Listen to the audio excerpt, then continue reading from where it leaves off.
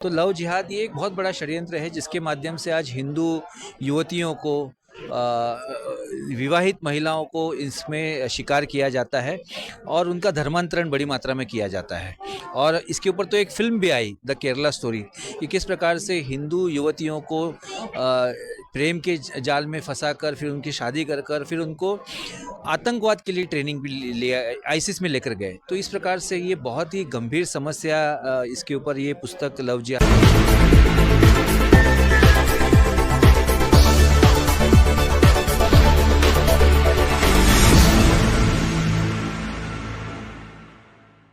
आज हम world book fair में खड़े हुए हैं प्रगति मैदान में, जो आज आखिरी दिन है और काफ़ी ज़्यादा यहाँ क्राउड है। बट हम सभी स्टॉल में से और सभी स्टैंड में से एक ऐसी खास जगह पर यहाँ पर आए हैं जो बहुत खास आपको इन्फॉर्मेशन देने वाले हैं। तो आइए मिलते हैं हम उस पब्लिकेशन में उनके स्टाफ से। तो सर बताइए सबसे पहले अपने पब्लिकेशन के बारे में और थोड़ी सी डिटेल मुझे दीजिए पहले पब्लिकेशन के बारे में। जी जी, देखिए, हिंदू जन जागृति समिति की ओर से राष्ट्र और धर्म से जुड़े हुए जो पुस्तकें हैं तो उसके बारे में निरंतर प्रकाशित की जाती है। उसमें से कुछ पुस्तक आज यहाँ पर इस सनातन भारतीय संस्कृति संस्था के स्टॉल पर यहाँ पर वर्ल्ड बुक फेयर में हमने लगाई है। तो जैसे कि आप सभी ने इस विषय के बारे में सुना होगा, लव जिहाद। तो ये लव जिहाद जो पुस्तक है, इसके बारे में आज तो कुछ राज्यों में इसके बारे में कानून भी हुए हैं, कड़े कानून बनाए गए हैं। पर सर्वप्रथम ये जो विषय है, हिंदू जन जागृति समिति ने 2004 में इस विषय को उठाया। 2004 में हमारे जो राष्ट्रीय प्रवक्ता है श्री रमेश शिंदे जी, उन्होंने इस विषय को आगे समाज के आगे वो लेकर आए और लोगों को लव जिहाद क्या है और ये षड्यंत्र क्या है ये ध्यान में आया।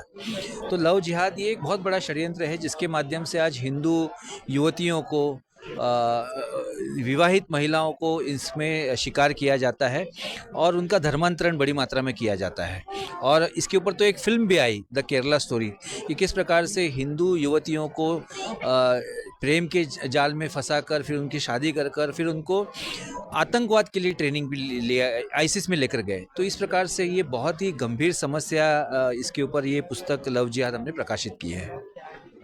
सर आपका टॉपिक बहुत सही है, बट लव जिहाद जैसे कि अगर मैं बात करूं तो इसमें फीमेल्स का कहीं ना कहीं बहुत ज़्यादा लॉस होता है और डिस्क्राइब भी उनको मतलब कभी अच्छा किया जाता है, कभी मतलब बुरा भी किया जाता है। बट क्योंकि सभी लोग सेटिस्फाइड नहीं होते हैं आपके आंसर से, तो थोड़ा सा डिटेल भी बताइए मुझे आप कि क्यों। जी जी जी, देखिए, इसमें अच्छा तो कुछ नहीं होता है। एक हिंदू युवती जिसके घर में इन्हें गोमांस कभी खिलाया नहीं जाता, पकाया नहीं जाता, ऐसी हिंदू युवतियों को हिंदू नाम बताकर कलावा बांधकर तिलक लगाकर फंसाते हैं। श्रद्धा वालकर की हमने दिल्ली की घटनाएं हमने देखी, किस प्रकार से उसने, उस जिहादी ने 27 टुकड़े उसके किए थे और कुत्तों को खिला दिए थे। तो इस प्रकार की घटनाएं, ये तो श्रद्धा वालकर की एक केस हमारे सामने आई है, पर ऐसी बहुत सारी महिलाएं हैं। एनसीपीसीआर का रिपोर्ट है, एनसीआरबी का, national crime record of bureau का रिपोर्ट है, जिसमें हर दिन महिलाएं गायब हो रही है और बहुत बड़ा डेटा है जिसके माध्यम से आज महिलाओं की कोई ट्रेस ही नहीं हो रहा है। तो ये महिलाएं कहाँ जा रही है, उनकी हत्या हो रही है क्या, कहाँ जा रही है। तो इसमें लव जिहाद में ये महिलाएं फंस रही है और इसके कारण आज हम देख रहे हैं कि हिंदुओं की, और ये एक ऐसा षड्यंत्र है कि जिसके माध्यम से जो अन्य पंथीय जो युवक है उनको फंडिंग की जाती है। एक हिंदू युवती के साथ शादी करने के लिए, बच्चा होने पर वो कौन सी जाति के, इसके आधार पर उसको पैसे मिलते हैं, उससे बच्चा पैदा कर कर फिर उसको भी धर्मांतरित किया जाता है, उसके लिए फंडिंग की जाती है। तो एक प्रकार से ये हिंदुओं की आबादी कम करना और अन्य पंथियों की आबादी बढ़ाने का एक षड्यंत्र भारत में चला आ रहा है। और हिंदू युवतियाँ इसमें फंस रही है, जो गौ मांस नहीं खाती उसको गौ मांस खाना पड़ता है, उसको नमाज पढ़ना पड़ता है, फिर उसके साथ में जो बाकी रीतियाँ भी है, 3 तलाक भी फेस करना पड़ता है, हलाला भी फेस करना पड़ता है। तो मुझे लगता है कि हिंदू युवतियों को ये फंसने के पीछे जो मुख्य कारण हमने बताया है कि हिंदू युवतियों को धर्म शिक्षा का अभाव है। आज हमारे घर में कहीं पे भी धर्म सिखाया नहीं जाता, तो इसलिए धर्म के बारे में स्वाभिमान कम है। तो इसमें उपाय यही है कि हिंदुओं को, हिंदू युवतियों को, युवकों को धर्म की शिक्षा दे, तो ही हम इस लव जिहाद से हमारी हिंदू युवतियों को बचा सकते हैं। ठीक है सर, जैसे कि मैंने एक और बुक देखी है, ये हलाल जिहाद, तो ये कुछ खास मुझे नाम लग रहा है और नाम से ही पता चल रहा है कि ये काफ़ी सेंसिटिव बुक है। ठीक है, तो थोड़ा सा मुझे इसके राइटर के बारे में बताइए और इस बुक के बारे में भी बताइए। जी, जी। देखिए एक विश्व में जो है एक पूरी एक बहुत बड़ी व्यवस्था चलती है हम्म। जिसके माध्यम से ये जिहाद फैलाने का प्रयास किया जा रहा है।